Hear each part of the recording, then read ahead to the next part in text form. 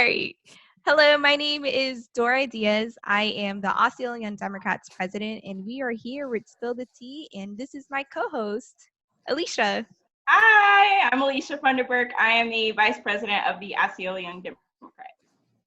So we are here with sheriff's candidate for Osceola County, Russ Gibson. Awesome. Thank you for having me today. And, not only am I the sheriff's candidate, but I'm actually the sheriff of Osceola County, and it's been an honor to hold this position for, more than 3 years now. Yes, thank you so much. And we're really excited to have you here and talk to you over a little bit of some tea. So, Mr. Gibson, what are you drinking right now? Well, I am drinking a cup of tea as well. And you saw the Canadian leaf there. And this tea actually comes from England. And it's called Twinings Breakfast Strong Tea. We have neighbors that live in England, and they come here for their holidays. And when they do, they generally bring us some tea from England, and also they'll bring us some English chocolate. That's my favorite. Yum. That's very lucky.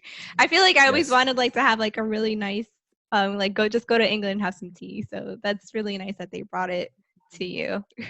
And they're known for their tea. So I guess it's biscuits as well that they have. Yes. But they don't bring those.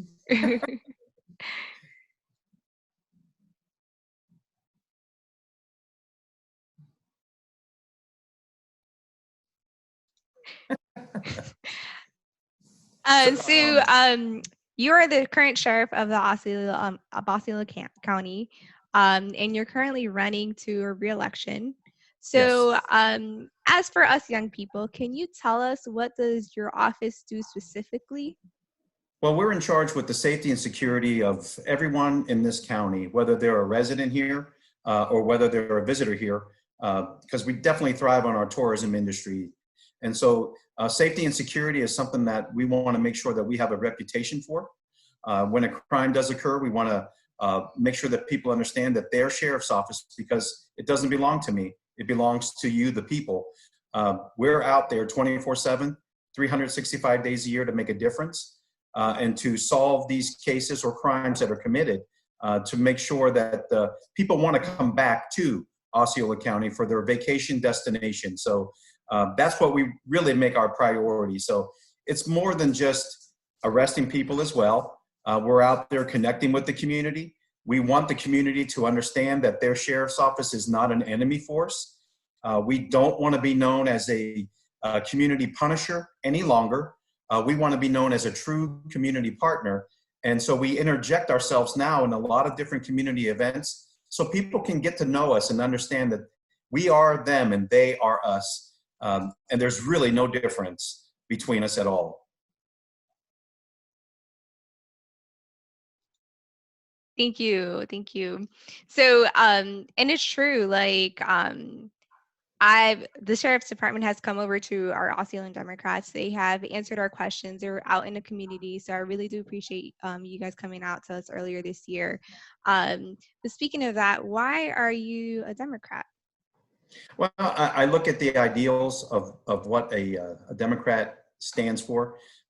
In Ohio, where I was born and raised, my father retired a Teamster. He was a Democrat. When we were small, before he was injured and couldn't, he took us to a theme park. It was called Idora Park in Youngstown, Ohio. And that was held by the Teamsters Union. And my father told me then, and it stuck with me to this day, that the Democrats are for the working people and for the common folks. And that's something that I've seen throughout the years and something that I've experienced, as sheriff of Osceola County too. And I just think it's also important to look, really what's in a person's heart. Who are they? And I think that's people got to know who Russ Gibson is, not only just since being sheriff, but also when I was running for sheriff. And no one ever heard of me before, unless you were in the law enforcement field. You had a tragedy happen in your family. So I had to get out there and get people to ask questions and get to know who I was so they could see my heart. And I can't hide it. I can't shield it. I've tried to do that, and I just can't. When you get to know who you are, and people have been around me now for more than 5 years, they understand who I am and what I represent. And I work for the people. And it's been such an honor to do so. We definitely appreciate everything you've done in the community. So thank you, thank you. So why should young Democrats 40 and under support your campaign? Well, you know, and again, just going back to my previous answer, I think that if they know who I am, they know that I'm out there for all the people. I don't look at a person's age, whether it be young or middle-aged or older. I fall into that middle-age bracket, I guess. I just missed being a member of the Young Democrats just by maybe a year or two, maybe a little further than that. But you know, really, it's what I said I would do running the campaign, what I've been able to do since I was elected sheriff, became sheriff, and what we want to continue to do in the next 4 years to come. You know, when I went to the Sheriff's Academy, when I won the office in Tallahassee, they sent me there. There was 26 new sheriffs in that class, and we all were not new to law enforcement, but we were new to being the sheriff. And they told us then that it would take a full 4 years, one whole term, to make a complete transition as sheriff of a county that we represent. I didn't really buy into that when I was sitting in the class. I thought maybe 6 months to a year we could have the agency running on all cylinders the way that we wanted it to go. But I have now 3.5+ years behind me as sheriff, or close to that amount. And I know now that what they said was just spot on. It takes a full term to really turn that corner and say, this is where we are, and this is a good agency now has adopted philosophies and ideals to move us into the future. And that's exactly why I want some of our younger voters, 40 years of age and under, to understand that we can never solve today's problems by returning to the past. I use an analogy to say that if I'm driving in my car and I have a pure, clear destination of where I want to go, whether I use Siri for my directions or MapQuest, or I just know where I'm going with a great sense of direction, we can't go in reverse as an agency. We can't go in reverse as a county. We can't go back to what Osceola County once was. This is our county today.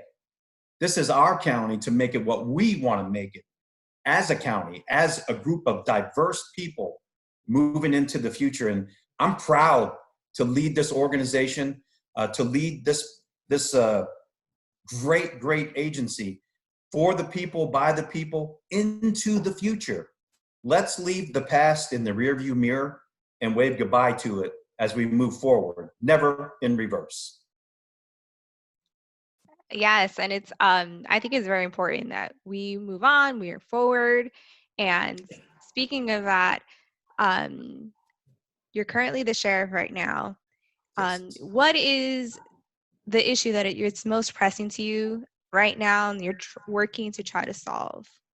Well, the most pressing issue for the Osceola Sheriff's Office, the state of Florida, all across our country and around the world is this COVID-19 pandemic. It's something that it's unprecedented. We've never gone through something like this before. And so I like to tell people that we're on top of things. We're paying attention. We're attending the meetings and getting the latest updates that are coming from not just Tallahassee, but also Washington and from around the world. I know and believe in our scientists, our medical doctors who are working on a vaccination or even an antibiotic or a cure for the COVID-19 that doesn't exist presently. But in the times that we live, we have the opportunities and the advantages of great scientists. And again, this is a worldwide pandemic. So around the world, these folks are putting their heads together and coming up with what they're believing is going to take us to the next level as far as a vaccination or an antidote for this virus. And, you know, we saw another death in Osceola County yesterday of an 82-year-old male And it just makes you sad. And so far to date, we've had in Osceola County 514 positive cases, 504 of which are Florida residents, 10 are residents in Osceola County, but they're not Florida residents. And we've had 9 deaths total in Osceola County. And those are the latest numbers from this morning with the Osceola County or the Department of Health dashboard that comes to us. And keeping current and up to date with the information, going to the meetings and with mayors of the 2 different cities and county commissioners and county manager and city managers, as well as the emergency management team, which I'm a part of, has been, a challenge altogether. And it's a democracy there, just like it's a democracy anywhere. So if you're putting on the table face coverings, for example, should we have them? Should we make it mandatory for the folks to wear them? Or should it be just a strong, plea for the folks to wear those? There's debate between people, and the majority wins. So democracy is in everything that we do, even with COVID-19. And I'm proud to be a part of that. And to make sure that people understand that, we're all working for the betterment of all the citizens and residents and the visitors of Osceola County. So the number one most pressing issue has to be COVID-19 and working together. And that's what it's going to take. We're in this together, and we're going to come through this together, not divided. So how can you explain to me more in detail, like how did your department change or respond to this? Like what, like for example, I know you in Osceola County we just had the curfew, and Mhm. it was recently being lifted or in the process of that. So how is your department responding to COVID-19? Well, with the curfew, it was lifted yesterday at 12:01 in the morning. So it was May 4th. A lot of things that we've done differently, and we're looking out for the health and well-being of our deputies, of our civilian staff. We're working with minimal staffing at the office today, and we have for the past 3 weeks or so, and we take it on a week-by-week basis. And so, therefore, if you don't absolutely have to be at that office, we want you to stay home with your family. We don't want you to put you at unnecessary risk. We've had 2 people test positive for COVID-19 at our office. One was a certified position, and one was a civilian position. Both of those folks have since recovered fully and have returned to work, which we're very proud and very happy for them as well. So we're working with minimal staffing. We've told our deputies to make sure that they're keeping stocked on their PPE, personal protection equipment. We're talking about face masks or coverings. We're talking about hair nets. We're talking about shoe coverings and a suit, as well as some latex gloves. And we want to make sure that those are being replenished. We found ourselves looking for those materials just like everybody else across the state, across the country. And we have relied on some of the most citizens that have donated these pieces of equipment to the sheriff's office and also to the emergency management center, just to make a difference. And it's just dynamic. We've got with our communication officers who are true first responders. They're answering those phones. They're getting those text messages asking, these folks are still calling for help. Crimes are still being committed. And these folks are now tasked with asking more questions, not just about the reason why they're calling, but also about flu-like symptoms, gathering information so deputies, when they're going to the home, can get there and also know what type of protective measures they may need to take to protect them from those flu-like symptoms. And I told people in the beginning, and it stands true today, that deputies may get to your home, they may get to your business, and they may ask you to step out and meet with them instead of them coming into your home or your business. Now, your home is your sanctuary, and that's what I try to tell people.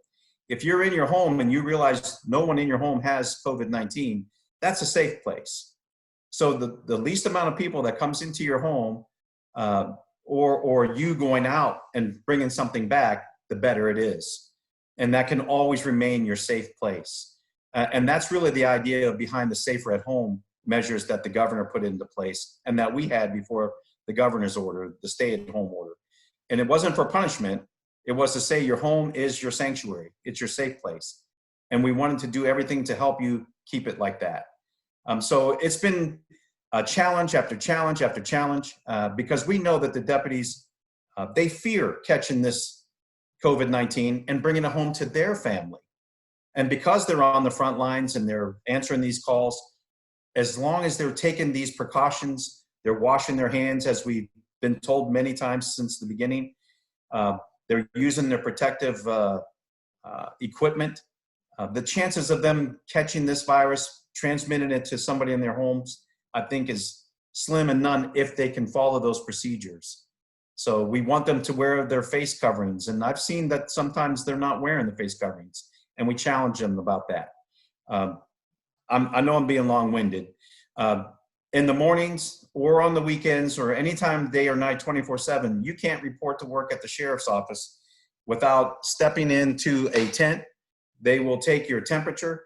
They will give you a color of the day sticker to wear on your ID to be visibly shown. So anyone can know, from the sheriff down to the folks that, empty the trash cans, that they've been screened. They ask a set amount of questions of where they traveled, have they been exposed to anyone with COVID-19, so on and so forth, just as preventative measures to try to really protect ourselves from this disease spreading, or as we've heard throughout the past couple months, flattening the curve. That was a long answer, I'm sorry. Well, that is really detailed. That is amazing of what you're doing in order to protect our deputies who are doing an amazing job protecting our county. And I really, really do appreciate that. Absolutely. And all the credit goes to them, Deborah. Is it Deborah or Dora? No. Dora. You're coming up as Deborah Gale. Yeah. I'm Dora Diaz. And that's Hi, Debbie. She's watching. Debbie is yes. Anyway, my apologies. They are real heroes. And I'm not just talking about deputies. I'm talking about everybody that's on the front lines for this COVID-19.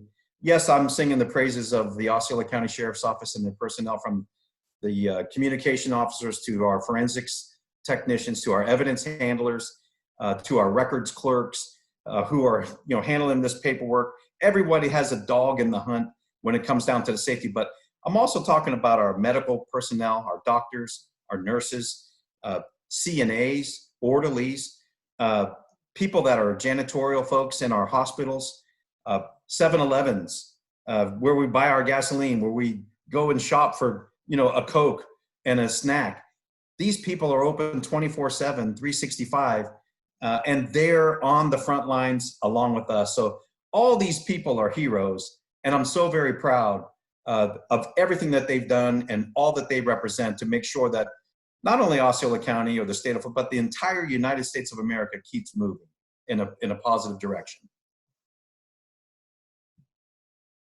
Yeah, well, thank you for sharing. I think it's very fascinating hearing the other side, because we watch the news and we're constantly hearing about the doctors and the nurses. So it's always nice to hear about what goes on the other side of government, especially with our frontline officers and deputies.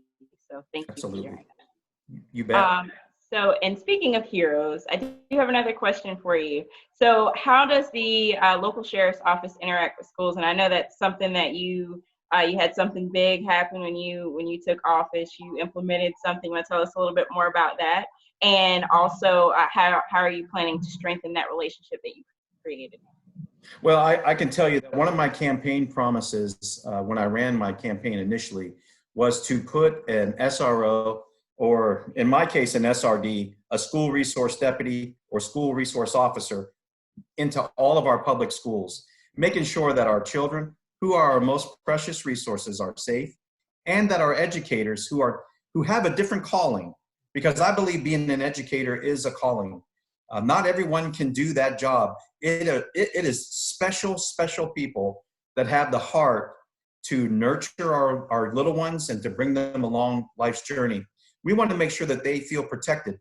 I was elected into office, and I was able to, my goal was to put in 3 SROs per year, as long as I was sheriff, until we were able to, strategically put these deputies into the schools and not kill the budget that we work under with our Board of County Commissioners. So we wanted to be fiscally responsible in doing so. And then, as we all know, the tragedy took place down in Parkland, and we received legislation about the Marjorie Stoneman Douglas Act. And this is something that at that time, the sheriff of the county, there's 67 counties in the state of Florida, 67 sheriffs, along with the school superintendent, had to make a decision on potentially arming some of the school staff, whether it be cafeteria workers or gym teachers or maintenance workers, or would we put law enforcement in every school? And I was called before the Board of County Commissioners, and I told them right in the very beginning, when things were still uncertain what was going to happen, that as sheriff, under no circumstances would I want to arm our teachers, would I want to arm our staff. We wanted to make sure those children were taken care of. And it touches my heart because, so many lost their lives. And doing what we've done so far, we've taken the preventative measures to ensure that this doesn't happen again. I've had people tell me that it's one deputy and he can't or she can't be everywhere on that school campus at all times. But I promise you this, if you vet that system, the SRO system, and you put the right deputies in these schools that can connect with the kids, with the children, with the faculty, they want what we want. They want what you want. They want to be alive when they enter that school, and they want to be alive coming out of that school. And they will be the eyes and ears for that deputy. And when they see something, I tell you this, if they have that trust, if they have that bond, they most assuredly will say something, however they have to do it. And so because of the Marjorie Stoneman Douglas Act, I am proud to say I ended up putting 38 deputies into our public schools and our state-funded charter schools to make sure that we could connect with the children, connect with our administrators and our faculty there, our educators, to allow them to do what they have been called to do. And that's prepare our little ones for life's journey. And it's not potentially taking that hat off and putting another one on, taking a gun out, and maybe even being confronted with potentially shooting a former student. I don't want to put somebody into that position. We had to rob Peter to pay Paul when we did that at the office, just like every other agency that decided to do that in the state of Florida. When we decided to do this, the majority of the sheriffs in the state of Florida did not want to arm the civilians. They wanted to have a deputy or a police officer in all of these schools, which I felt was the best way to go. And for me, it was the only way to go. And we were able to hire some retired law enforcement officers who wanted to make a difference. They wanted to help out. And so I was able to start a school safety program for these retired law enforcement officers to where they could come and work a school teacher's or educator's schedule. These deputies will be in the schools or on the campuses when the teachers are. So, and when the teachers aren't there for spring break, for Christmas and the New Year, as well as the summer months, those deputies would be off. And it was something that paid dividends. We were able to get some great people on board immediately, and we were able to readjust some of our specialty units. We had to, borrow people from these units to make sure that we had coverage for our children.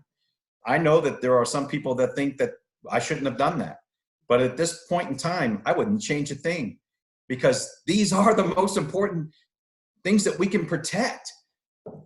You are a part of the young Democrats, and I'm telling you, they're younger than you are, and their children today But tomorrow they're going to be you, they're going to be me, they're going to make decisions for all of us, and they're worth every penny that we can spend to protect them and to teach them. That's vital. That's just vital.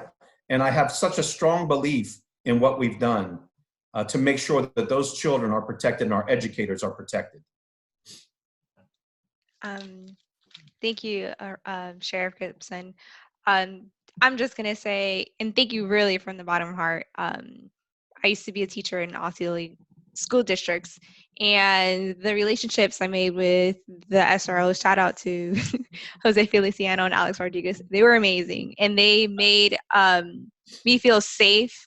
I was comfortable as a teacher being able to ask questions. Even if I said, hey, if you can talk to them just something different to one of my students and just kind of make a connection, they were there available to help me out.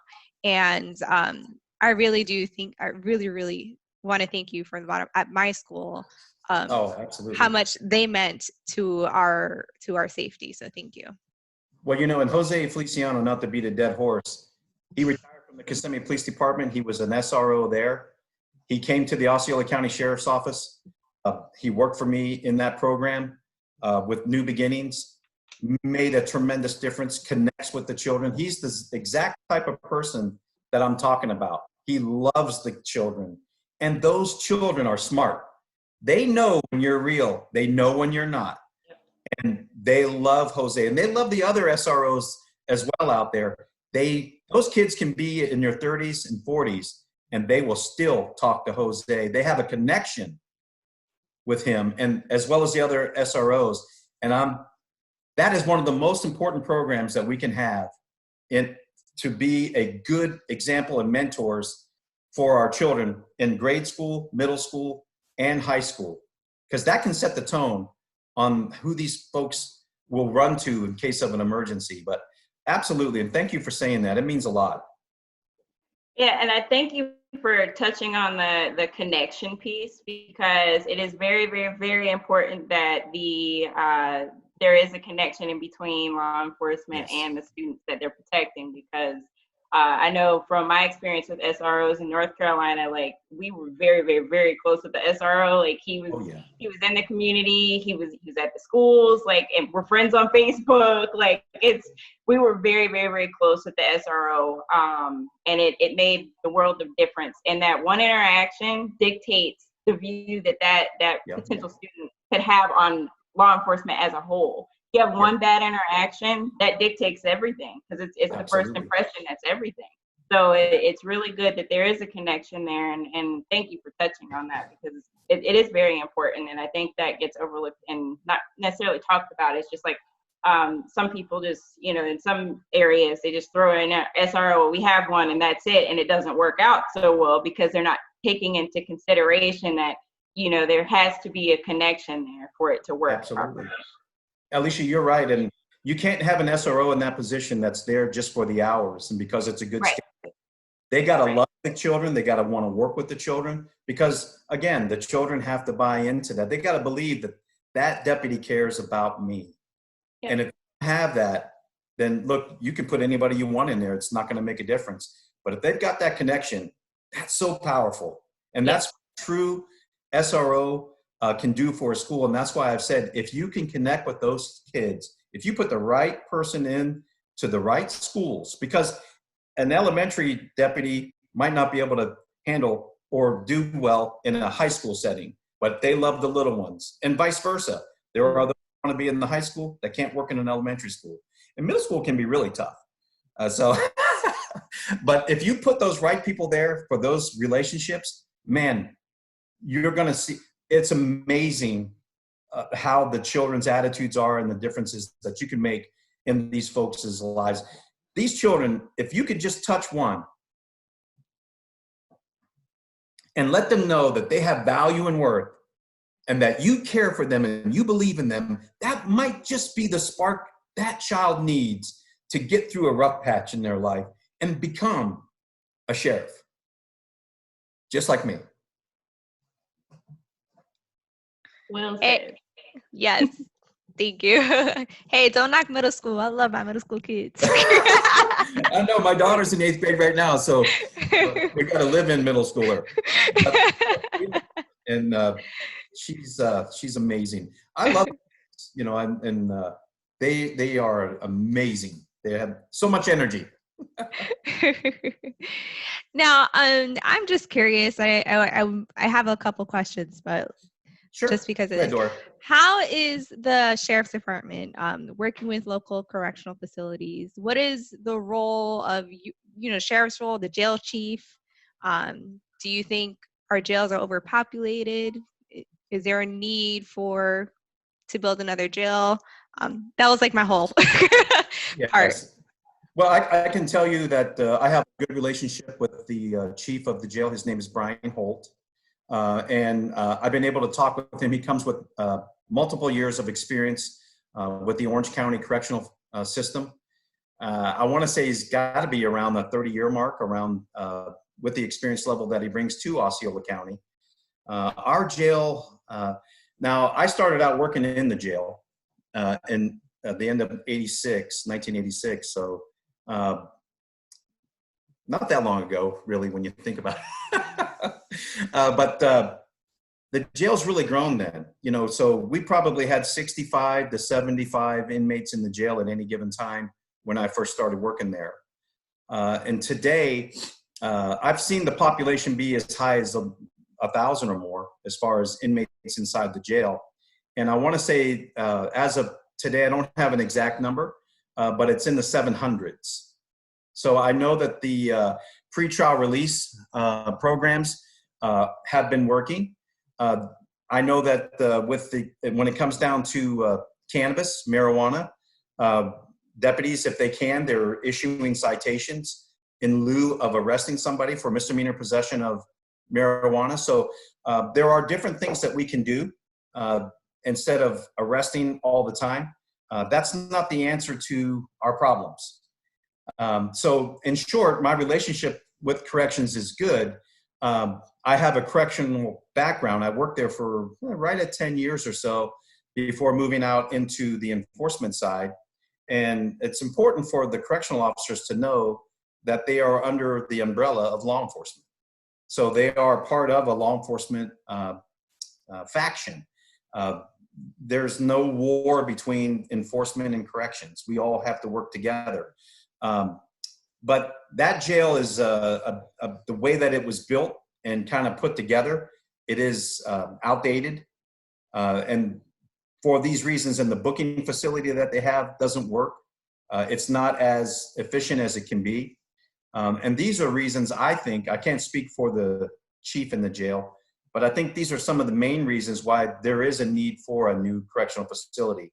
It's not necessarily to have more space to warehouse people.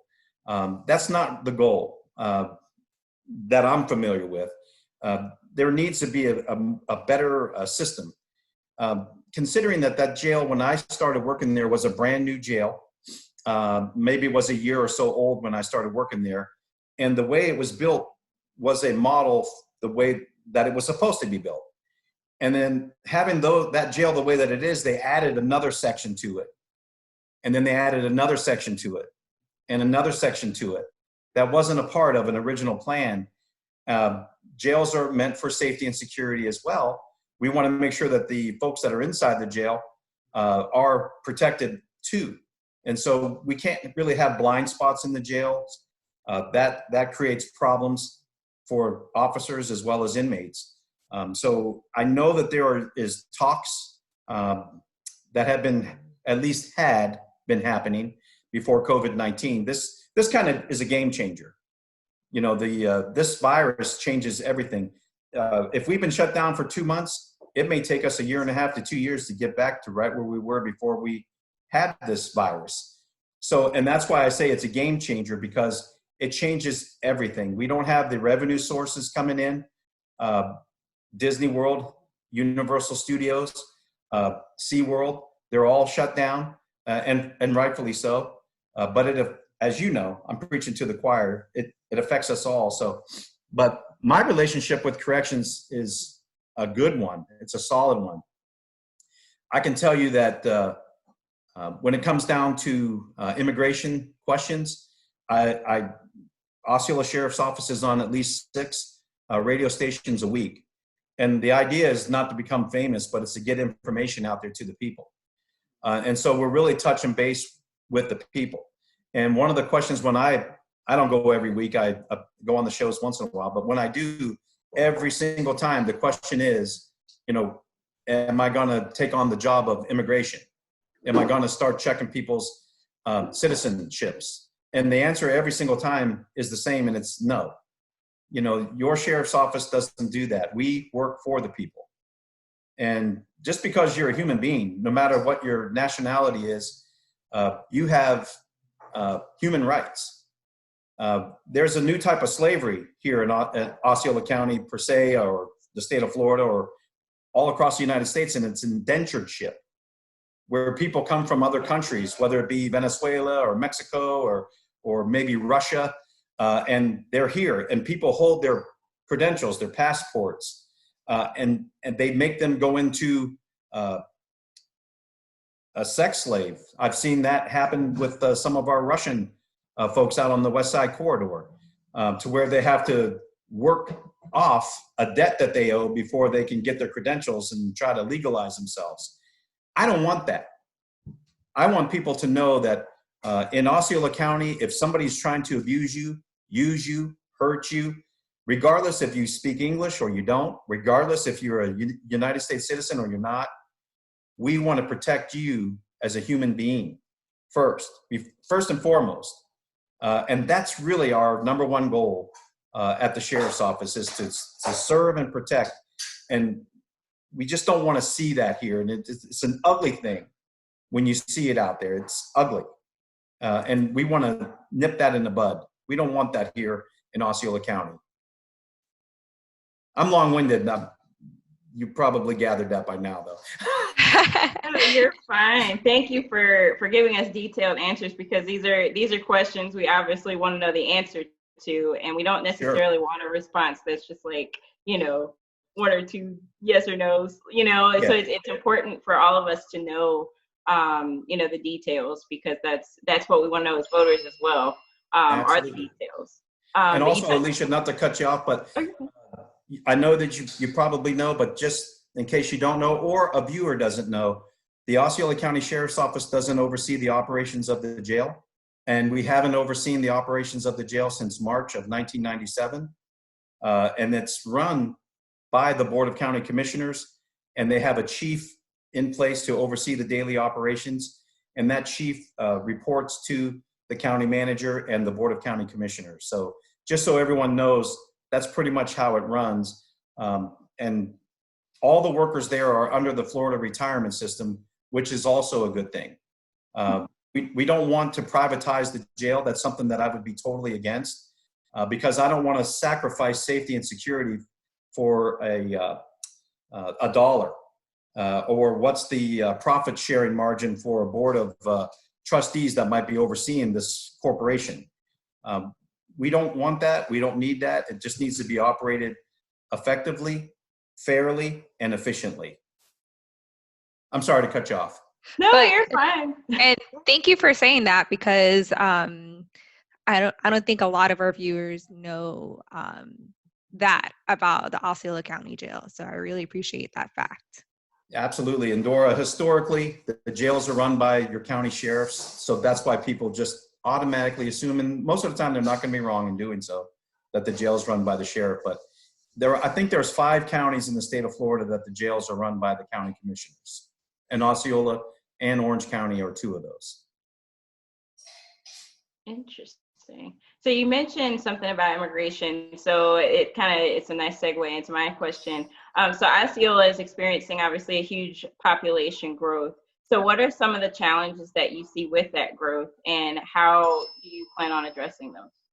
Well, I can tell you from the research that my wife and I have done, we believe that the population in unincorporated Osceola County alone, where the sheriff's office is responsible for the safety and security of these folks, has risen by probably a little bit more than 17% since I've taken over the office of sheriff. And That is substantial.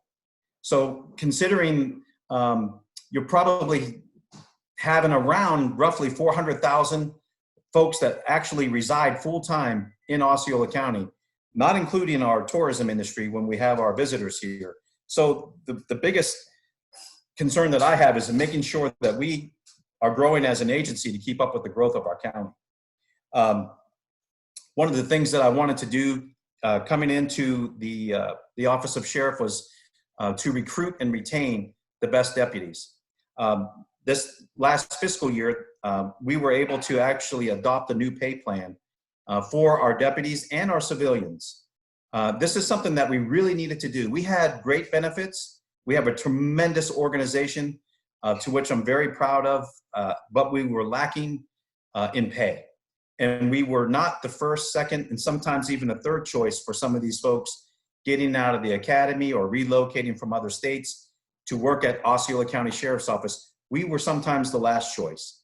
And that's what we can't afford to happen at the Osceola Sheriff's Office. And that's why we put our heads together and we put a comparable new starting salary out there for our deputies.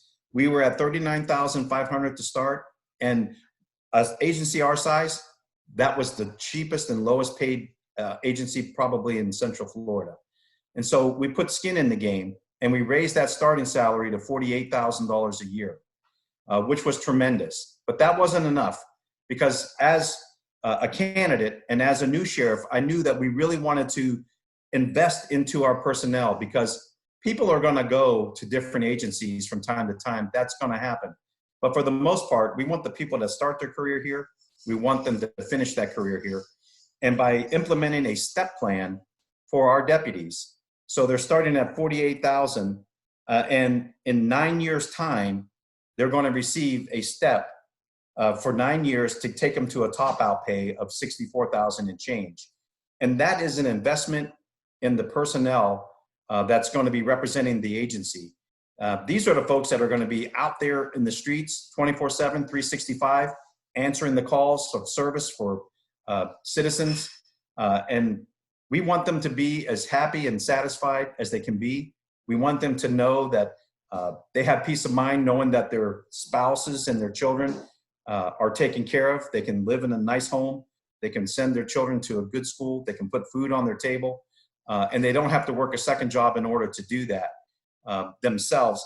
So that was one of the things that we wanted to do, and we did. But that wasn't even enough.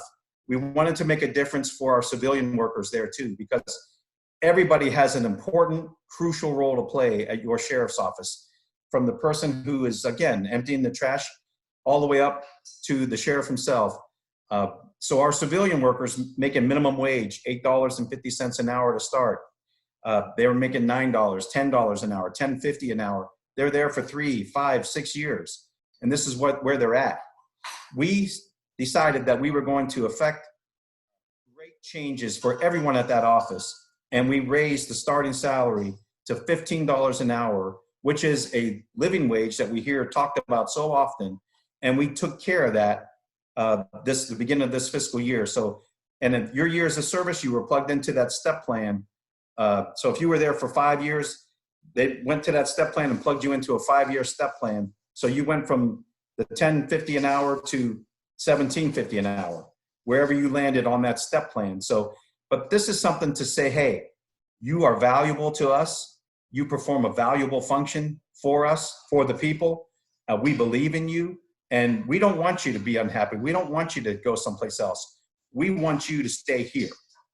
So we've invested in our personnel so we could grow the agency. And the applications that are flooding in, they can't even keep up with that. So I'm proud to say that what we've done, we've always had a great agency. We just needed to have skin in the game so we could compete, not with Orange County or Orlando Police Department, but we were actually competing and lagging behind with the Kissimmee Police Department and the St. Cloud Police Department. So Kissimmee was around $45,000, $46,000 a year to start, and St. Cloud was at $44,125, and we were the largest agency. We have right around 800 people working at the Osceola Sheriff's Office, and we're making $39,500. So we had to put skin in the game. We had to have buy-in not just from our administration, but also from the people that are doing those jobs and knew that they were going to be cared for. And we received a great response from that too. So growing the agency is something that is essential. And I think with what we put together, in fact, we're seeing dividends from that. Growing is what we will actually do. But we have to be mindful about that growth now because of the COVID-19 and how it affects our community and our finances because of the downtime that we've had as a county. Thank you. I have another question to piggyback off of that. With Sure. recruitment, how do you recruit minorities? I go to different meetings. I know I've met with Mrs. McMillan from the Osceola Visionaries, as well as Mrs. Pinellas, but mostly with Mrs. McMillan and going to the meetings that they hold. It's important to get the word out that we're hiring not just Anglos. We want to be a mirrored image of the community that we're serving. That much I can tell you. I have in front of me actually some numbers of our command staff, and it all starts at the top, Alicia. That's what I believe. Since I've been working here at the Osceola Sheriff's Office since the end of 1986, I can think of one Hispanic that was in the administrative command staff in all of those years. And that was a chief deputy for Sheriff Aycock administration. Other than that, and I'm thinking hard, I don't think that that's happened in the whole time that I've been there. But I can tell you that right now, 55% of my command staff, I don't want to even say they're minorities, but nationally speaking, they are minority based, 55%. So I have, I can run down the list here too. My secretary, my executive assistant, African-American, and he's a male. His name is Clinton, and he is my right hand at the office. I'm proud of him. He's not only a friend, he is excellent in keeping me straight, which it's got to be a tough job for him. But we're doing things there that we believe when we start at the top, it'll have a trickle-down effect for our entire agency. I look at the African-American certified deputies that we've had in our office over the years, and I've done a little research. And from there, the past 6 sheriffs combined, before me, before I became sheriff, 6 sheriffs back hired 26 African-Americans as deputy sheriffs at the Osceola County Sheriff's Office. And I can tell you from the numbers, in the first 2.5 years that I've been sheriff, and believe me, I don't have a goal to go out and hire these folks. They are applying because they have belief in this agency.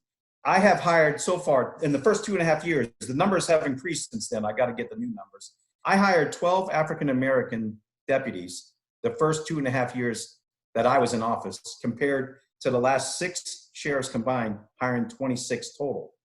So I'm out there at these different meetings. We're recruiting with our military. We're looking at people getting out of the military. They served their country with honor, distinction, and I want to give them the first opportunity, if they're coming back to Central Florida, to continue serving, but doing it in your local communities. This is who we need. And I've told Mrs. McMillan and others that would listen, if you have a friend, a young man, a young woman, or even a middle-aged man or woman who wants to get involved in law enforcement, this is the agency for you. I can promise you ladies one thing, and it's something that I've said since I've been sheriff and way before that, that change happens from within. We want people to come in of color. We want people that come in that can be bilingual. Spanish, we have a large population and a growing population of our Muslim brothers and sisters. We want those folks to be a part of this agency too. It is their agency. It isn't mine. I'm only going to be here long enough for God to tell me you're finally finished, you can move on. But my heart is to serve the people, and how we are recruiting is people that are looking at what we're doing. I get emails I get private messages through Facebook. It is amazing how many people want to apply at this job, how many people want to be a part of this organization because they see what we believe in. And it is equality for everyone. Now, I'm not going to sit here and tell you as an agency, we don't make mistakes. Absolutely, we do.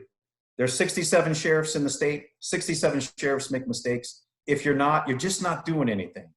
But we learn from these mistakes. We learn how to better do things. Nothing is done off the cuff. Decisions aren't made willy-nilly. It's thought through, it's discussed, it's talked about, and we want to make the best decision because we know it doesn't just affect, 18 people in a command staff. It affects 800 people at the office, and it affects 400,000 plus in our community. And we want buy-in in our community. And that's why we have Community Strong on our cars. People can laugh, they can joke, they can make fun. But when you as an agency go and take part in more than 1,000 community events a year, and it's not that we shut down the agency. We have a community services division that we have out there participating. We want people to know that we believe in them, they believe in us, and trust is what's helping our crime numbers to continue to trickle down. Even though we're growing by 17% since I've taken over the office, just this past year, 2019 numbers are right about a 5% decrease in crime compared to what I'm going to say my opponents say. Crime is on the rise. It's out of control. There are crimes being committed, but we are solving those crimes. And people that are committing those crimes from other counties, when they come here to Osceola, they're telling each other, we should not have come here. I told you. That's because of the heart that these men and women have out on the front lines to solve these crimes. Osceola County has the latest technology, forensics technology, and we use every bit of it to solve these crimes. Our number one goal is to protect the people who do not have a voice any longer. I won't take no for an answer if it comes down to justice. I will go to the highest level of our state to make sure that we at least have an opportunity to be heard. And we can't have no as an answer when I, as a former homicide detective, know a strong case when I see it. We have to go forward with these cases. I can't answer for everybody, but I can answer only that no wasn't an option. And we will move forward. And I have the intestinal fortitude to do that. People see me as a nice person, and I tell you this, I am a nice guy, but I also have intestinal fortitude. I have a backbone, and I will make sure the job gets done just as we have done, just as we have shown since I've taken over this office. And that will be my commitment to the people. When I win this election, first on August 18th, and if I have a general election in November, I will win there too. And I'm just saying because I believe in myself and our abilities to win this race, run this race with integrity, with professionalism. And I wish my opponents the very best, but we are going to win this race.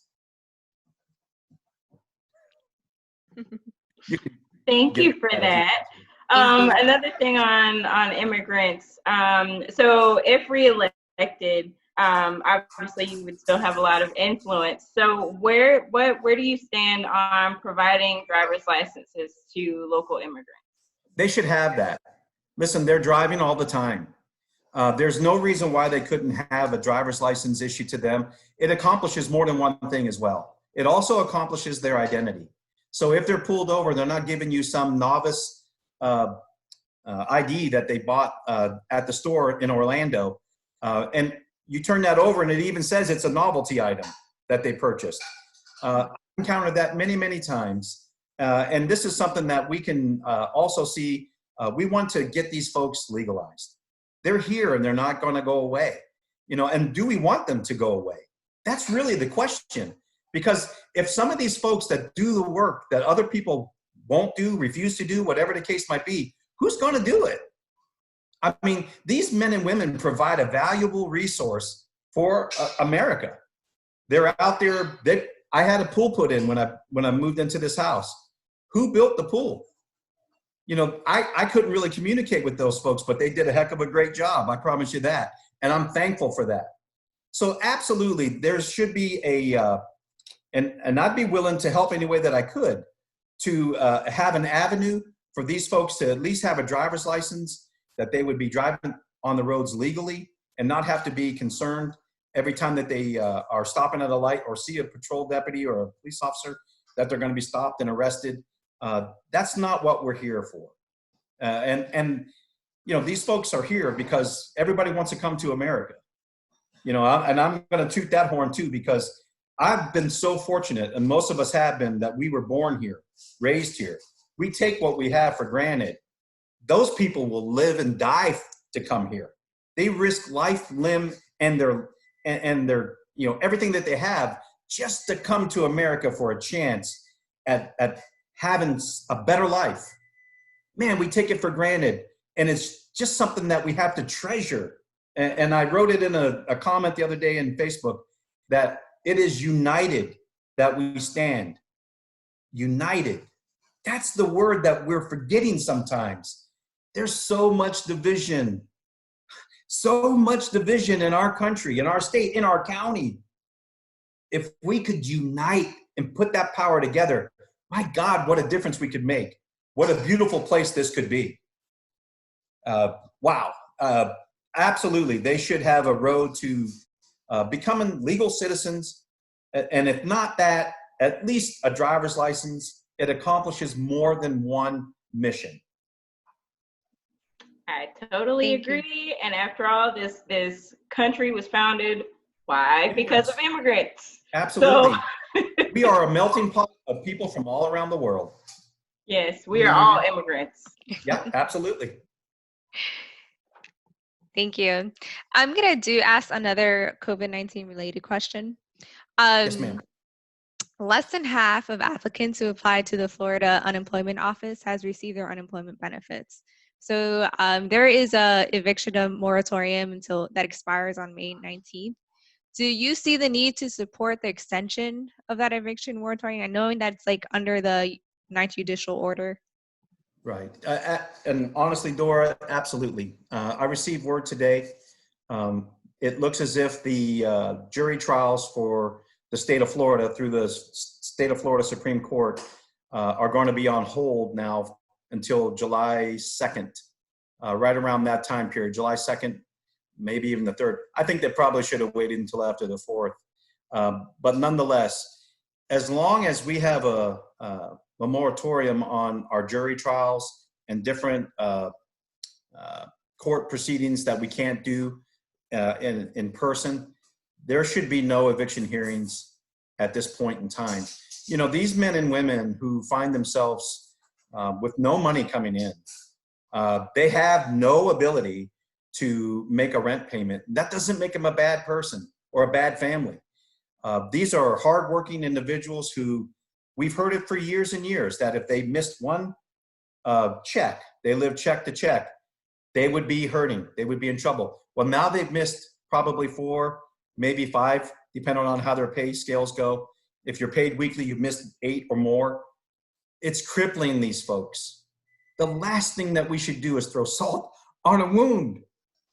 These people are hurting. I've seen them go through lines. We had worked with the Council on Aging, Feeding Osceola Initiative, and Second Harvest Food Bank, along with the Osceola Sheriff's Office. My God, we had enough for 1,000 vehicles, and we serviced 1,000 vehicles and had to stop the line. How heartbreaking is that? And I've had the media come up to me and ask me, why do you think we're seeing this, Sheriff? And I said, because these people are hurting. They're driving newer cars, a lot of them, but they're missing checks. They don't have money to pay the bills. They're in a line to get food, for God's sakes. You know, trying to kick them out of their house or apartment at this point in the game, not only should there be a moratorium until the courts are back up and running, but there should also be that moratorium to say, hey, until Osceola County in the state of Florida is back up and running on its feet, you know, we should give these people some amnesty. when it comes down. These are hardworking men and women. The last thing they want to do is not pay what they owe, but they have to have the clear ability to pay. Now, we all have heard that the unemployment benefits, I think it's more than half the people that have signed up for them aren't getting them. They haven't received a dime. And it crashes all the time because it just wasn't made to handle that volume of people. Nobody could have predicted this. No one ever thought it would happen here in America. The last time it happened was 1918 with a Spanish flu that hit worldwide pandemic. 50 million people lost their lives in that pandemic around the world. We're not seeing that this time because of the medications and scientists and doctors that we have. They didn't have that obviously back then. So, but there has to be a moratorium on these evictions, and there has to be, and I don't want to say it, I want to say it very carefully. There has to be an element of common sense when it comes down, and we're already saying that it could take 1.5 to 2 years for the state to get back on its feet again financially. It could be the same thing for these men and women trying to get back on their feet. They're only going to be able to work at a job that's going to allow them to come back. And we rely so much on our tourism industry. So we just have to use an element of common sense, and we have to understand that this is for the people and for their dignity and for their, we don't need all these homeless folks. I promise you that. And I can tell you that as sheriff, we do all that we can, and we will do more to make sure that these folks don't go without, to the best of our ability. But yes, they should not be evicted from their homes during this crisis. Thank you, Sheriff Gibson. So on a lighter note, it's totally different direction. Where are your favorite places to spend time in Osceola County? Well, my number one favorite place to spend time in Osceola County is my home. Because it's really, like we talked about earlier, because of the COVID disease, your home is your sanctuary. But yes. Home is your sanctuary, especially for me. I tell my wife all the time, I just want to go home. This is where I can be me. I am just a pair of shorts and a t-shirt kind of guy. You see me, Alicia, when I'm out there, people don't even, they look at me and say, wow, you're the sheriff. They're surprised. I dress very comfortable, and, I'm always me. Who I'm talking to, the guy talking to you now is the guy that's going to be talking to you a month from now. It's the guy that's going to be talking to you a year from now. When I was elected, people thought I would change. And right at 3.5 years later, there isn't a person that says, wow, you really changed. They say, man, you haven't changed a bit. My love is for the people. And anywhere that they are, that's where I want to be. My wife will argue with me, argue with anyone, but I am somewhat of an introvert. It's hard for me to get out of a car and go into a crowd. And it's something that I have to overcome every single time. And so I'm very thankful that I'm able to do that. Getting up to speak in front of people is nerve-wracking for me. My stomach goes into a knot, and I work through that. But it's because of my family and my friends that give me the strength to move forward and carry on. And I was raised in a church, and all the glory goes to the big man upstairs, because without him, I'm nothing. So I'm proud of my religious beliefs. I don't push it on people because people believe how they believe, and I always respect them for that. I don't judge. I'm not here for that. I'm here to love you like my brother, love you like my sister. And if you need something and I can help you, man, I want to do that. But I love food, as you know, and one of my favorite restaurants to eat at is Tarantino's Italian restaurant. It is by far one of my favorite places to go here in Osceola County. And I love some other things. Down in Kissimmee, they have Broadway Pizza, great food. Big John's Barbecue, I love that. But I'm a big foodie. So, Scarlett and I own a 1966 Mustang. We were out driving in it on Saturday. So spending time with her, spending time with my family, man, I can't ask for anything more than that. That is heaven to me. So, and you feel the same way? Yeah, she does. So, but I just, I love being at the house and just being home, being comfortable. I mean, that's what I love to do. And I love going out and working, and making a difference. And again, just being a voice for people that no longer can do that. They can't speak for themselves anymore. And you can make a tremendous difference, just in the littlest things that you do. It's because of the educators too. I was a handful in school. I know I was. I was tough in high school. I was hard to deal with. I was hard to get along with for our educators there. But there were those who had seen something in me, and they believed in Russ Gibson, and they showed me just that little bit more that really led me to say, I can do that. I can do that. And that's what we have to work for individually or as a group, to make a difference with these youngsters who feel like nobody cares. It doesn't make a difference what I do because no one cares.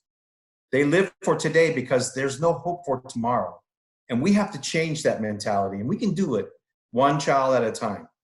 So I don't know how I got there from the question that you asked, but all I can do. It was a beautiful, beautiful answer. Yes. All I can do, ladies, is show you Russ Gibson, show you my heart, and that's what I have to give. And I give 100% every single day to the people that I serve. So, and that'll never change. It'll never change. Whatever role I'm in, it'll never change.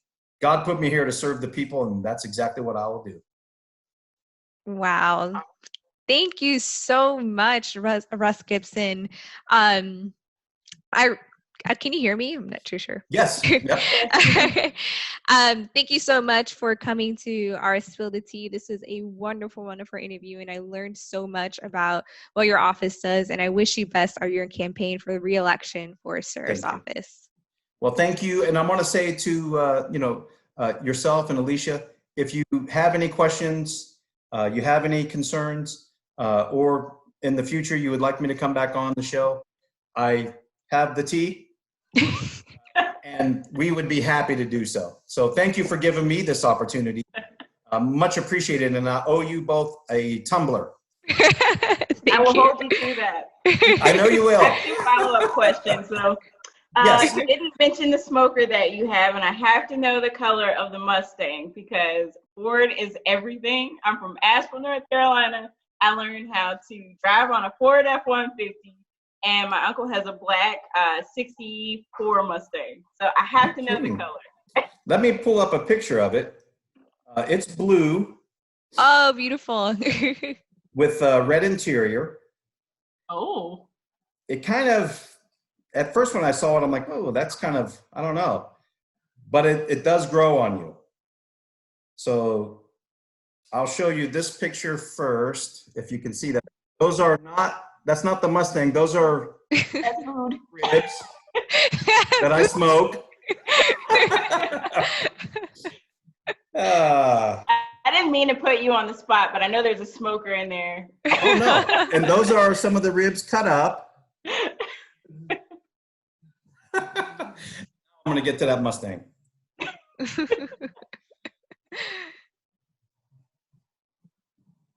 I see blue, I automatically stop.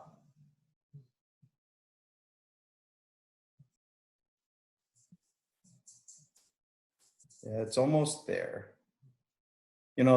Being a sheriff and a candidate, I've got over 6,000 pictures on this phone. It's incredible. You don't even realize you're taking so many pictures. Come on, baby. But at least you're tech savvy, so that's important. Oh, yes. No. Totally didn't mean to put you on the spot, but. Oh, no, I'm sure the mentioned viewers are gonna want to see it. I'm exposing my country. I'm sorry. Oh, small. That is one of the pictures of it here. What? Wow. Wow. Love it. Yeah, it's Scarlett's had it in her family since 1989. Wow. Like a family heirloom. So, but it's all original, has a 289, it's an automatic. It was born in San Jose, California, in of 1966. The original color was Wimbledon white with the red interior, but her dad had it painted blue. That was his favorite color. Oh, okay. Oh, okay. That's pretty Yep. cool. That's a beautiful story. Yep. Thank And so you it's for really, that. really neat. So I want to thank you both for having me on. It means a lot. And again, if you need anything, you have any questions, and I'll get you those cups, the tumblers. I think you'll really enjoy them. Oh, thank you. Thank you so much. Thank you, ladies. Thank you.